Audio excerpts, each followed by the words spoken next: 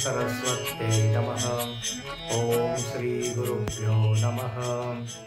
समस्तजनकल्याणे निरतं करुणामयं नमामि चिन्मयं देवं सद्गुरुं ब्रह्मविद्वरं। नीलाम्बुजश्यामलकोमलाङ्गं सीतासमारोपितवामभागं पाणौ महासायकचारुचापं नमामि रामं रघुवंशनाथम्। अतुलितबलधामं हेमशैलाभदेयं धनुजवनकृशानुं ज्ञानिनामग्रगण्यं सकलगुणनिधानं वानराणामधीशं रघुपतिप्रियभक्तं वातजातं नमामि। भगवान ने बाली को एक बाण मारा है और बाली विकल होकर नीचे गिर पड़ा। भगवान का वो दर्शन करता है। एक तरफ उसको बड़ी खुशी है कि मैं भगवान का दर्शन करते करते देह को छोड़ रहा हूं, लेकिन दूसरी तरफ ये भी उसके मन में प्रश्न था कि आखिर भगवान ने मुझको पेड़ के पीछे से क्यों मारा।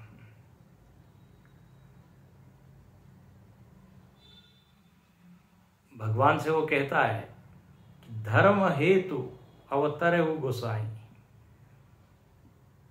आप तो धर्म के लिए आए हैं, धर्माचरण होना चाहिए, ये तो अधर्म है। आखिर मेरी क्या गलती है, क्यों सजा मिल रही है। भगवान ने उत्तर दिया है, उसको समझाया और बाली तो संतुष्ट हो गया।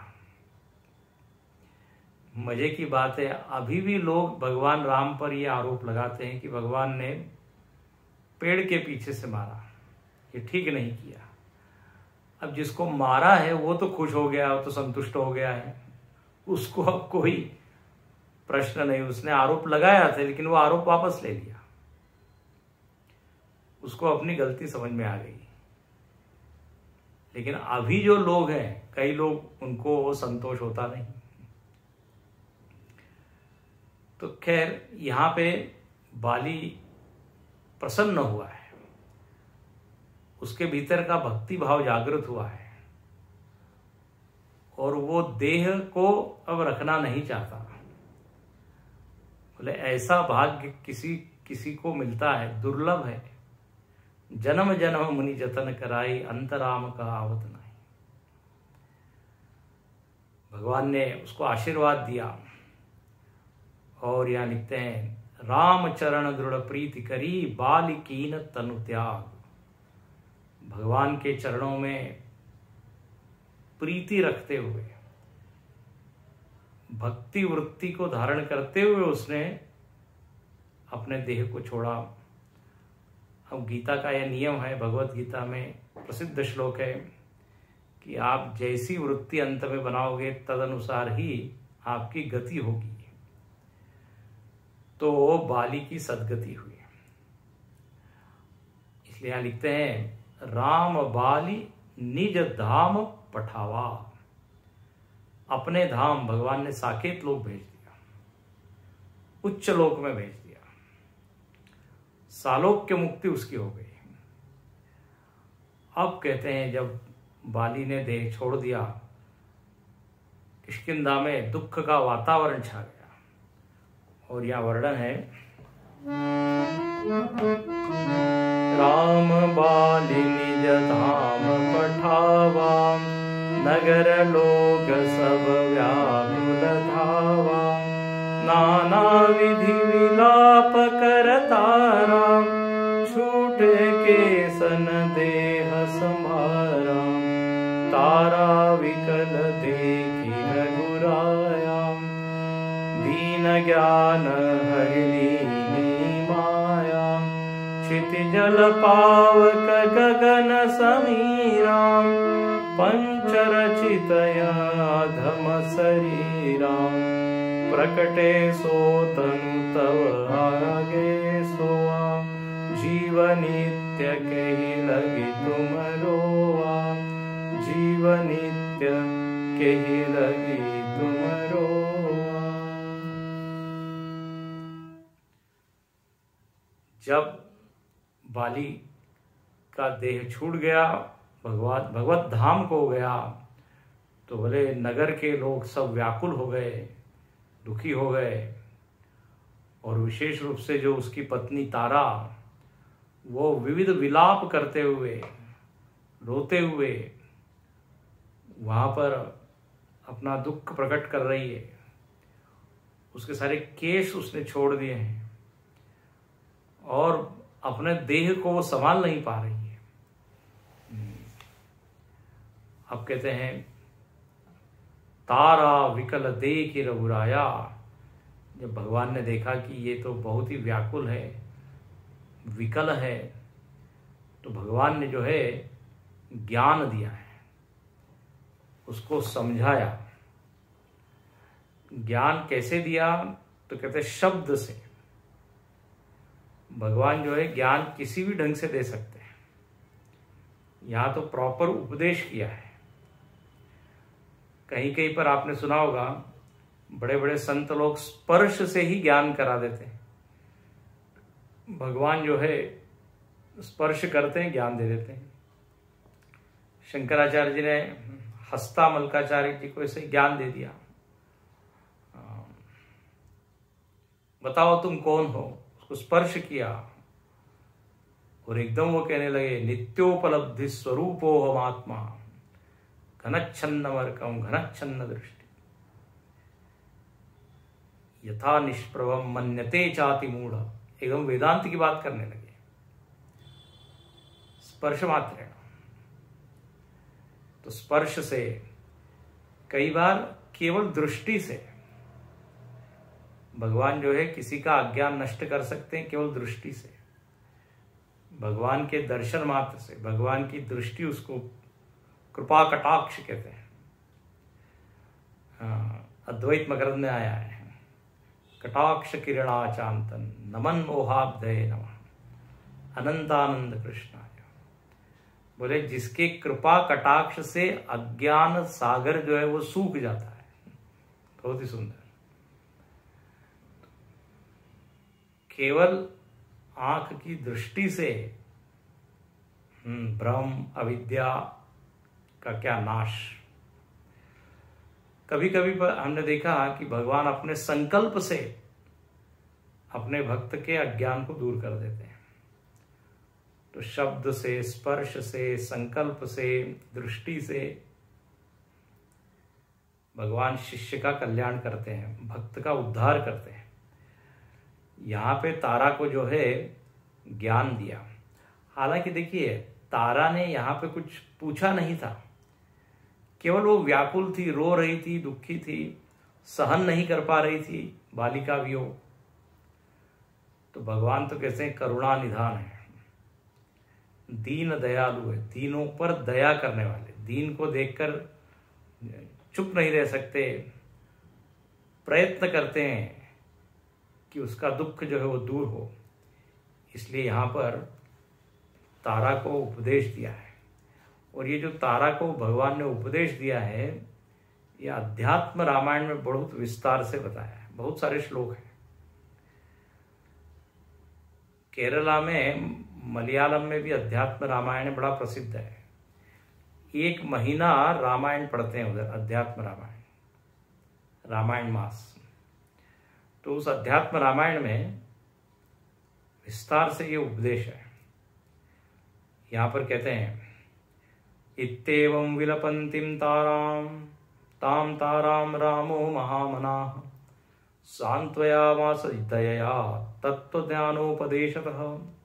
ये अध्यात्म रामायण में भगवान सांत्वना करते हैं। बोले अरे किम भीरू शोचसी व्यर्थम शोकस्या विषयम पतिम पतिस्त्वयायं देहो वा जीवो वा वद तत्वतः। गोस्वामी जी ने इसी का इधर अनुवाद कर दिया। बोले अरे तुम जिसको लेके रो रही हो वो क्या है? देह है पंच रचित यह अधम शरीरा, क्षिति जल पावक गगन समीरा। पंच महाभूतों के नाम है। पृथ्वी जल अग्नि आकाश वायु। बोले पंच तत्वों से बना है और मांस रुधिर अस्थियों से बना है। काल कर्म गुण से ये उत्पन्न हुआ है। क्या तुम इसको कह रहे हो अपना पति, तुम्हारा पति, या इस शरीर से भिन्न जीव को कह रहे हो? बहुत सुंदर यहां उपदेश है। बोले शरीर के मरने से यदि तुमको दुख हो रहा है तो इसमें दुखी होने की जरूरत नहीं, क्योंकि बाली शरीर का नाम नहीं है। शरीर तो जड़ है, बाली तो चेतन है। तो शरीर वो कैसे हो सकता है? अच्छा, और शरीर को चाहे कोई कितना भी बचाना चाहे, शरीर तो कभी बचता है ही नहीं, मरता ही है, उसका तो स्वभाव ही है। अच्छा, और यदि जीव को लेके तुम शोक कर रही हो तो जीव कभी भी मरता ही नहीं है। देखो, दो बिल्कुल भिन्न है। शरीर कभी अमर नहीं रह सकता और जीव कभी मर नहीं सकता।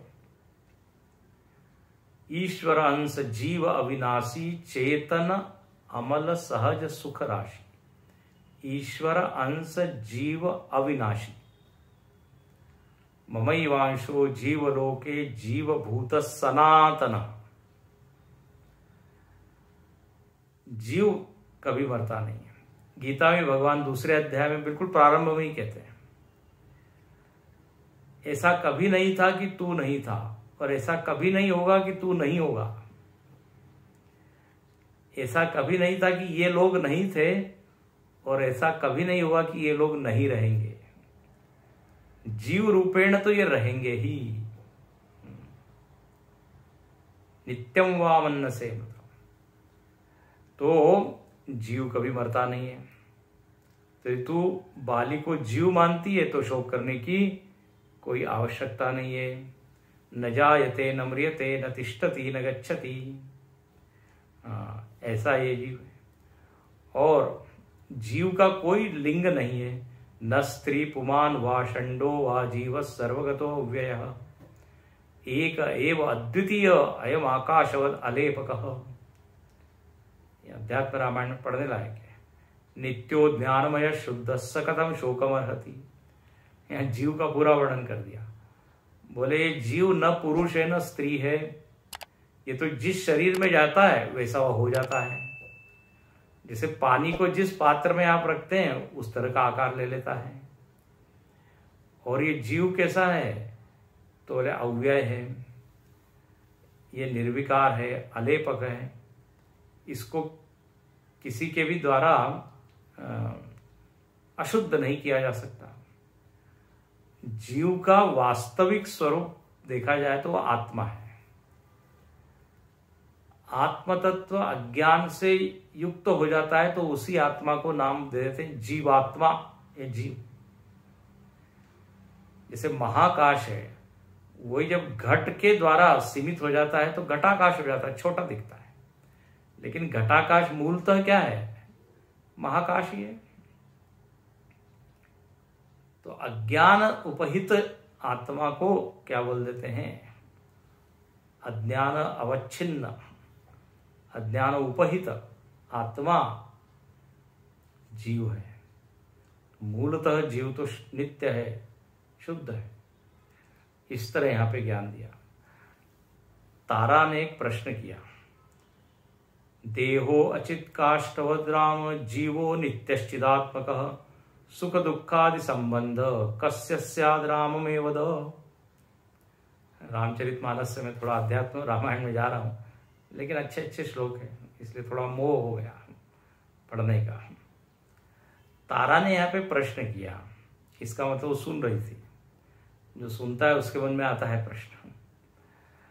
तारा ने प्रश्न किया कि देह अनित्य है आप कह रहे हैं और जीव नित्य है, तो बोले ये व्यक्ति को सुख दुख किसके कारण होता है? देह के कारण होता है कि जीव के कारण होता है?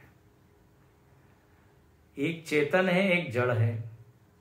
जड़ को कुछ ज्ञान नहीं है और चेतन तो सुख दुख से परे है। तो सुख दुख होता कैसे है? तब यहां पे भगवान ने बड़ा अच्छा उत्तर दिया। अहंकारादि संबंधो यावत् देहेन्द्रियैः सह संसारस्तावदेव स्यात् आत्मनस्तत्व विवेकिनः। बोले ये देह इंद्रिय इत्यादि में जब जीव आत्मबुद्धि और मम बुद्धि कर लेता है तो सारा ये सुख दुख रूपी जो संसार है वो खड़ा हो जाता है। इसको यदि आप अलग करके देखें तो आप मुक्त रहेंगे, लेकिन मिथ्यारोपित संसार न स्वयं विनिवर्त। हमने आरोप कर लिया कि ये शरीर मेरा है, मन मेरा है। अब मन में सुख दुख है तो फिर वो सारे सुख दुख मेरे हो गए। तो बोले ये मिथ्या आरोप है।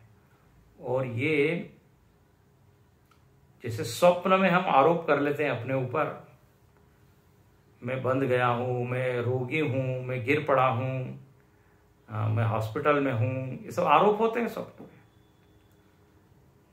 जागृत होते ही मालूम पड़ता है मैं तो खटिया पे सोया हुआ। तो ये अध्यास के कारण जो है सुख दुख होता है, ऐसा भगवान यहाँ कहते हैं। और मन एव ही संसारो बंधश्चैव मनश्शुभे। ये मन ही जो है बंधन का कारण है। मन में जो है संसार है, संसार में हमारी क्या हो गई है, आसक्ति हो गई है। तो मन को यदि हम अलग समझे तो हम इस संसार से बचे रह सकते हैं। और यहाँ उदाहरण दिया, जैसे एक स्फटिक शिवलिंग के ऊपर किसी लाल पुष्प को रखते हैं तो वो वैसा दिखता है लेकिन वो वैसा होता नहीं है। हाँ, फूल को हटाओ तो रंग भी हट जाता है, फूल रखो तो रंग दिखने लगता है। ये संबंधाध्यास जुड़ने के कारण जो पुष्प का जो रंग है उसका अध्यास हो गया, उस स्फटिक शिवलिंग पर आरोप हो गया, संसर्गाध्यास। ऐसा ही यहां पर भी हो गया है। और फिर कहते हैं उसके मन में अनेक राग द्वेष आ जाते हैं। फिर राग द्वेष से प्रेरित होकर वो 3 प्रकार के कर्म करता है, शुक्ल कृष्ण लोहित, मतलब सात्विक राजसिक तामसिक। और फिर उस कर्म का फल तो आता ही है, तो उस कर्म के फल को भोगने के लिए फिर वो जन्म लेता है और ये चलते रहता है। जब तक ज्ञान नहीं होता तब तक चलते रहता है। घटी यंत्रमिव, हाँ, कोई घड़ी है वो चल रही है, कांटा चल रहा है, ऐसे ही चलते रहता है। और जब पुण्यों का उदय होता है तब मत कथा श्रवणे श्रद्धा दुर्लभो जायते तथा।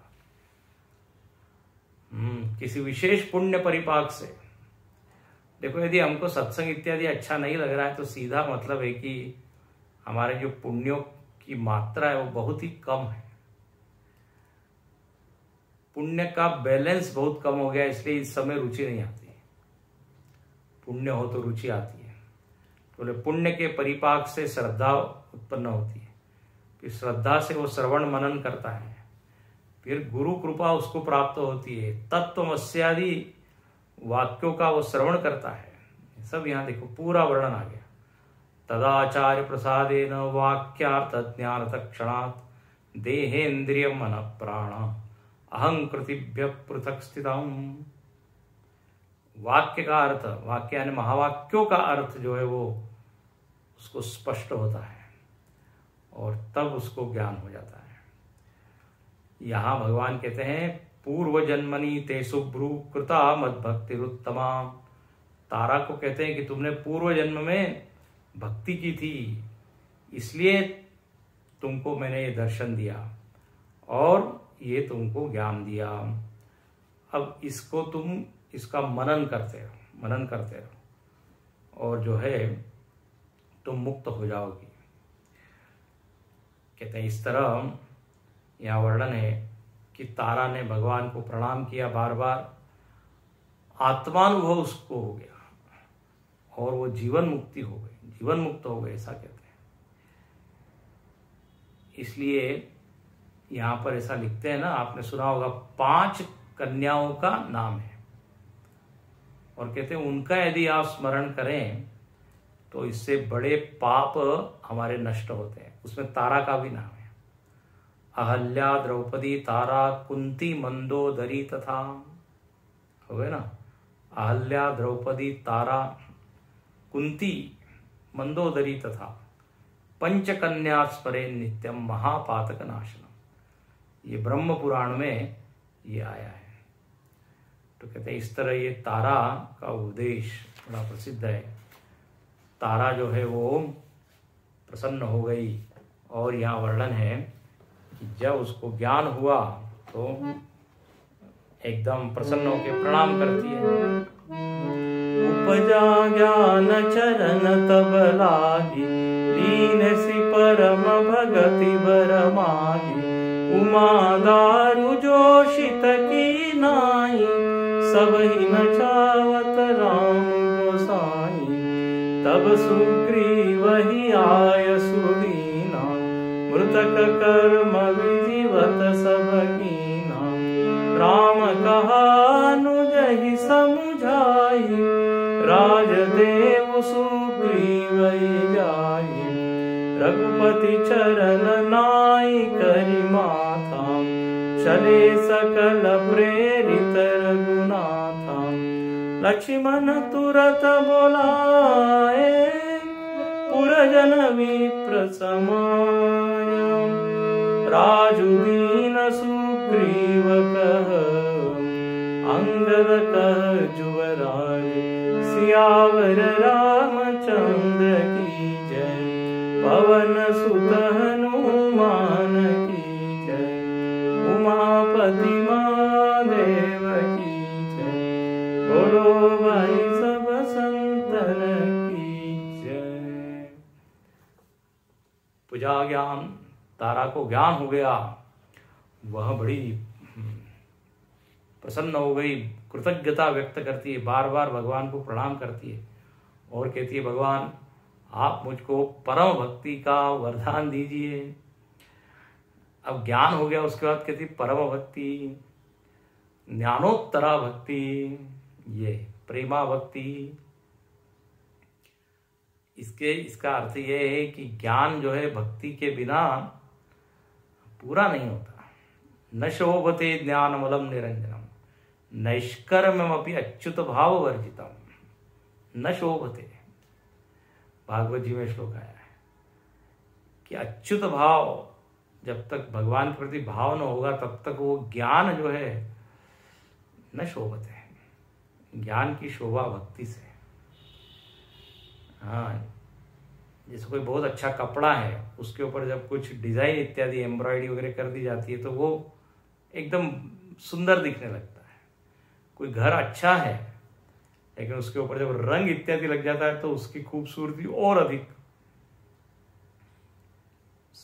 दिखने लगती है, प्रकट होती है। ऐसे ही भक्ति के द्वारा ज्ञान का जो रूखापन है वो चला जाता है। अब कहते हैं यहां पर शंकर जी ये सारी कथा सुना रहे पार्वती जी को।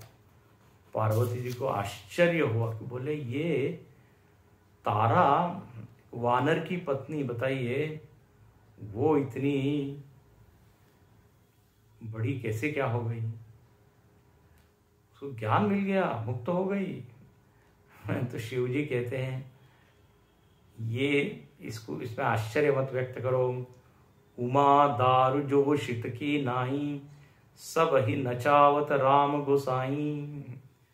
अरे उमा, ये जैसे कठपुतली में वो पीछे खड़ा रहता है वो कलाकार, और उंगलियों से वो धागा नीचे आता है और वो धागे से वो कठपुतली बंधी रहती है। जैसी वो उंगलियां करता है वैसी वो कठपुतली नाचती है। तो सारा खेल किसका है? पीछे जो है खड़ा उसका। बोले भगवान भी सबको नचा रहा है, इसलिए जिसको जैसा वो नचाना चाहता है वैसा वो हो जाता है। करे अन्यथा अस नहीं हो, राम कीन राम जो चाहता है, चाहसी वही होता है। तो इस तरह मूकम करोति वाचालम, गूंगे को वाचाल बना सकते, तो फिर इस तारा को क्यों नहीं ज्ञान दे सकते, क्यों नहीं मुक्त कर सकते। अब कहते हैं इसके बाद तब सुग्रीव ही आय सुदीना, उसके बाद सुग्रीव को भगवान ने आज्ञा दी। क्या बोले, अब ये बाली की जो अंत्य क्रिया है, अंत संस्कार, मृतक के जो संस्कार होते हैं वो तुम करो, और लक्ष्मण जी को कहा कि तुम जाओ और ये सुग्रीव का क्या राज्याभिषेक करो।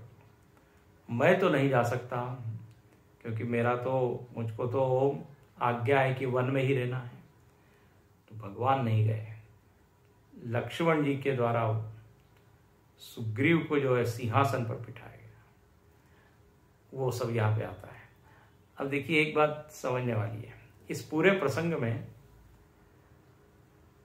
जो बाली ने एक वाक्य कहा था कि भगवान आप तो समदर्शी हो, भगवान ने बिल्कुल वो समदर्शी वाक्य जो है वो सिद्ध किया है। सबका उन्होंने उद्धार किया, किसी से वैर नहीं, द्वेष नहीं। बाली को देखिए अपना धाम दिया, तारा को ज्ञान दिया, आत्मज्ञान, सुग्रीव को किष्किंधा का राज्य दिया, उसको निर्भय कर दिया, है ना ये। और आप यदि देखें तो रामावतार में ये सुग्रीव जो है ये सूर्य का पुत्र है, और बाली जो है इंद्र का अंश है। तो रामावतार में भगवान ने सूर्य पुत्र सुग्रीव का सहायता की, सपोर्ट किया, उसके पक्ष में खड़े रहे। कृष्णावतार में सूर्य पुत्र कर्ण, उसके साथ विरोध, और जो इंद्र का अंश है अर्जुन, इंद्रपुत्र, भगवान उसके साथ रहे। तो देखो भगवान बिल्कुल बैलेंस करते हैं, बोले इस अवतार में इसके साथ, उस अवतार में उसके साथ। तो समदर्शी है ना, इसलिए देखिए सबका भला चाहते हैं, सबका हित चाहते हैं। अब कहते हैं कि अंगद को जो है वो युवराज बनाया है, ये भी यहाँ पे आता है। इसके बाद कहते हैं कि लक्ष्मण तुरत बुलाए पुरजन विप्र समाज, राज दीन सुग्रीव कह अंगद कह जुगराज। अंगद को युवराज बना दिया, अंगद को अपना पूरा आशीर्वाद दिया, बोले ये मेरे आश्रय में रहेगा, क्योंकि बाली ने कहा था आप इसकी बाह पकड़ो, तो भगवान ने हाथ पकड़ा है, और उसको जो है बोले इसको कोई कष्ट नहीं होगा।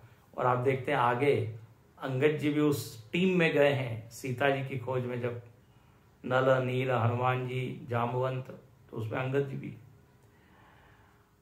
अब कहते हैं कि उमा राम समहित जगमाही, गुर पितु बंधु मातु बंधु प्रभु नाई।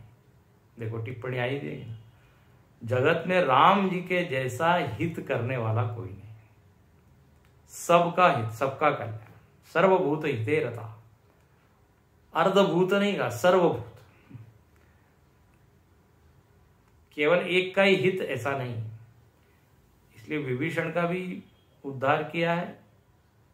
अब आप भागवत में देखते हैं प्रहलाद जी है, बलि राजा है, आसुर है, लेकिन उनमें वो योग्यता है, भक्ति है। भगवान कहते बस शर्त तुमने पूरी कर दी है।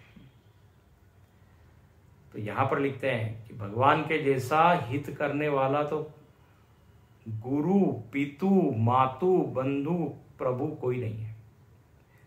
इसका अर्थ क्या है कि भाई देखिए भगवान जितना हित कर सकते हैं, जितने लोगों का, जितनी देर के लिए,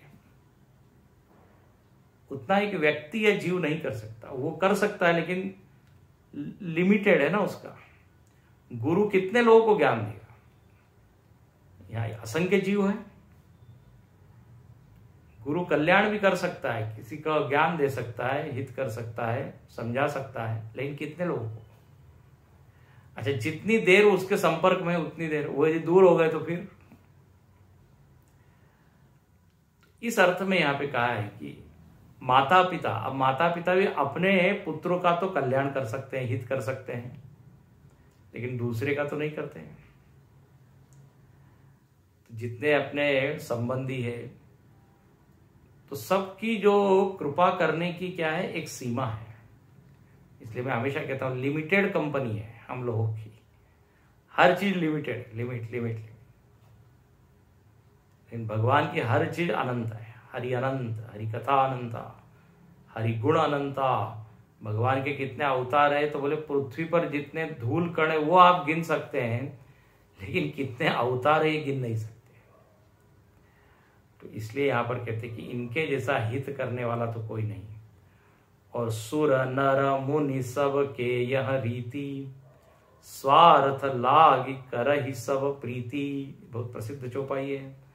बोले इस जगत में ऐसा कोई नहीं है जिसके भीतर कुछ न कुछ स्वार्थ न हो। स्वार्थ के कारण ही वो किसी की मदद करता है, हित करता है, मैत्री करता है। देवता लोग, सुर, तुलसीदास जी तो बड़े नाराज होते ही रहते हैं देवताओं पर। आए देव सदा के स्वार्थी, सदा के स्वार्थी है। जहां अपना काम बनता है तुरंत वहां पहुंच जाते हैं। तो देवता है। मनुष्य लोग, नर, ये तो समाज में दिखता ही है। नेता इत्यादि लोग जो है स्वार्थ प्रेरित उनके कर्म होते हैं। कर्म करेंगे लेकिन उसमें उनका भी कुछ हिसाब, उनका भी हिस्सा, बोले इतना हिस्सा हमको मिलना चाहिए। सड़क बनाएंगे लेकिन उसमें इतना शेयर, छोटा मोटा स्वार्थ सब दूर होता है। यहां पे मुनि को भी डाल दिया, बताइए, सुर नर मुनि।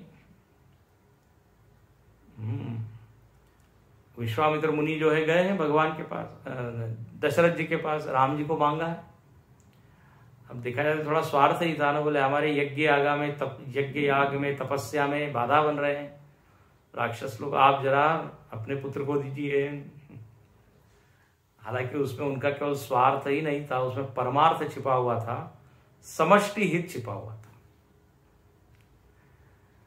लेकिन कोई कोई मुनि तो केवल, देखिए, भले ही वो छोटा सा होगा, भले ही वो अल्प होगा, लेकिन स्वार्थ रहता है थोड़ा थोड़ा, यहां लिख दिया।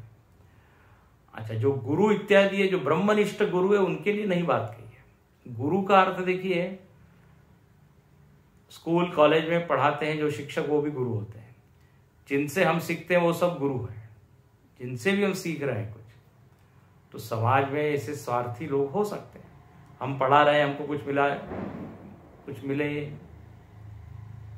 लेकिन ब्रह्मज्ञानी गुरु की बात यहां नहीं की है। तो बोले ऐसे ये सब स्वार्थ के लिए, भगवान ही ऐसे है जो निस्वार्थ भाव से सबका कल्याण करते हैं।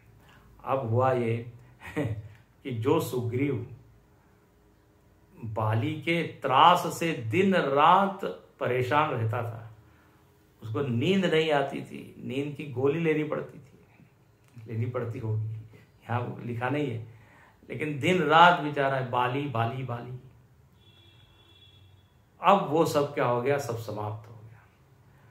और उसके शरीर पे इतने जगह चोट लगी हुई थी, तन बहु व्रण चिंता जर छाती, सोई सुग्रीव कीन कपिराऊ, अति कृपाल रघुवीर सुबाऊ। बहुत पिटाई हुई थी उसकी, बहुत जगह फ्रैक्चर हो गए थे उसको। कुछ कुछ बच्चों को हम देखते, गिरते पड़ते रहते हैं, लड़ते भिड़ते हैं, तो कभी हाथ में प्लास्टर, कभी पैर में प्लास्टर, कहीं इधर पट्टी, कहीं उधर पट्टी। तो ये सुग्रीव की भी ऐसी हाल थी। लेकिन जैसे हमने पहले ही देखा था कि भगवान ने स्पर्श करके उसको सब दूर किया, लेकिन यहां बता ये रहे हैं कि ऐसा सुग्रीव बेचारा भयाक्रांत, ऐसे सुग्रीव को जो है भगवान ने क्या बना दिया, बोले वानरों का राजा बनाया, कपिराव। ये राम जी का प्रभाव अत्यंत कृपालु है। और कहते हैं, गोस्वामी टिप्पणी करते हैं कि बताइए ऐसे प्रभु को जो लोग त्याग देते हैं उनको क्या करें, उनके बारे में क्या कहें। वो ये विपत्ति में यदि नहीं फंसते हैं तो उसमें कोई आश्चर्य नहीं। मतलब उनकी दुर्गति यदि होती है, यदि दुख है, टेंशन है, तनाव है, तो देयर इज नो वंडर, उसमें कोई आश्चर्य नहीं। क्योंकि जहां पे इन सबका समाधान है उसको तो छोड़ दिया। काम न छोड़ा, क्रोध न छोड़ा, नाम जपन क्यों छोड़ दिया। तो बोले उनको तो विपत्ति आएगी।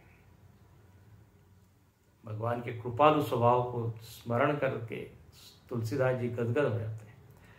अच्छा, फिर कहते हैं कि भगवान ने सुग्रीव को बुलाया और बहुत प्रकार से राजनीति की शिक्षा दी।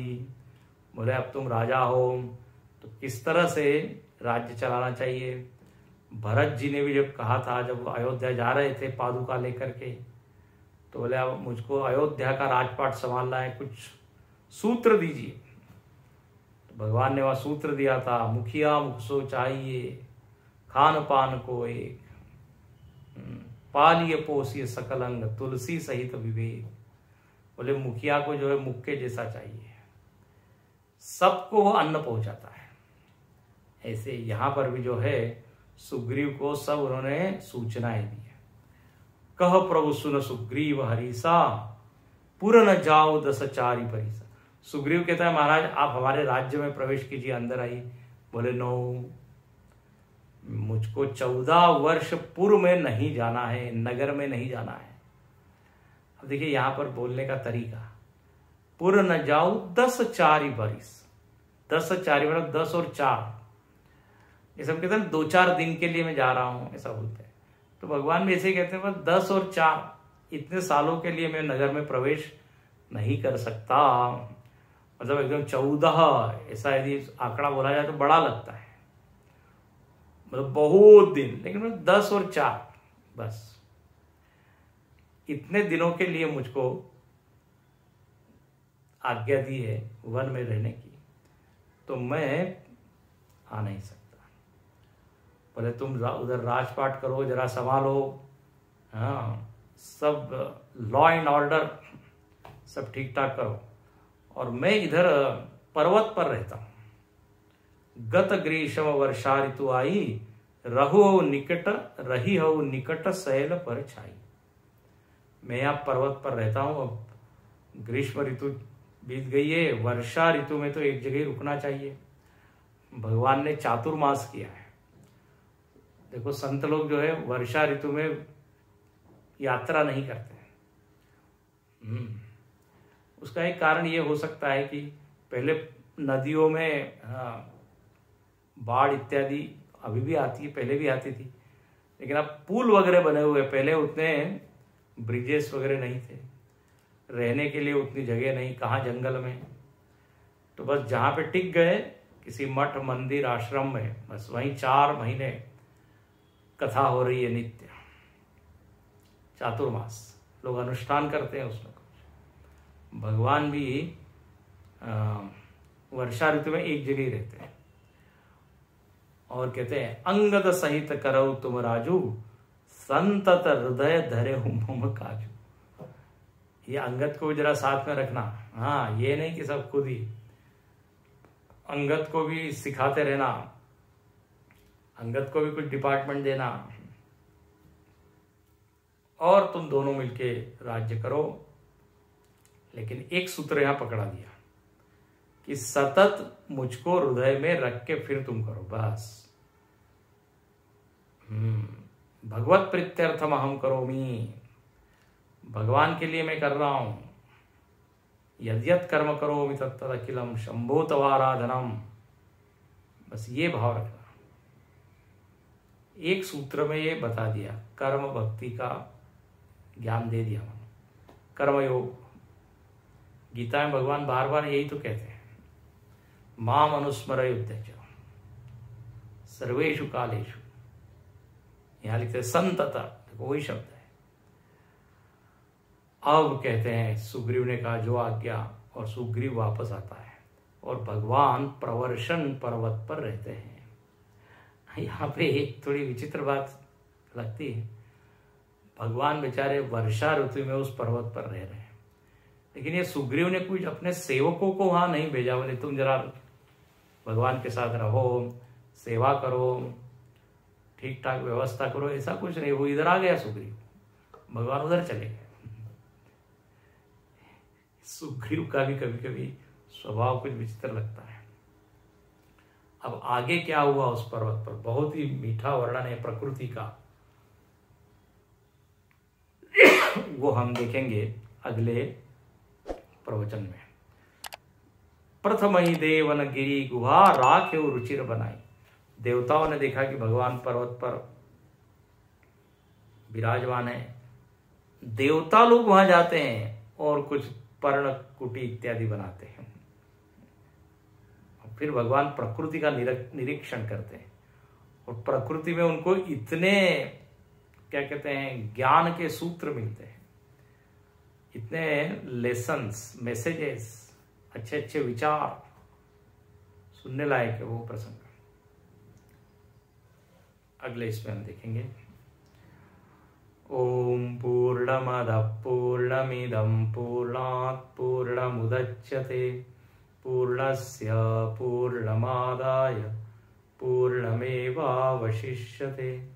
ओम शांति शांति शांति। हरि ओम। श्री गुरुभ्यो नमः। हरि ओम।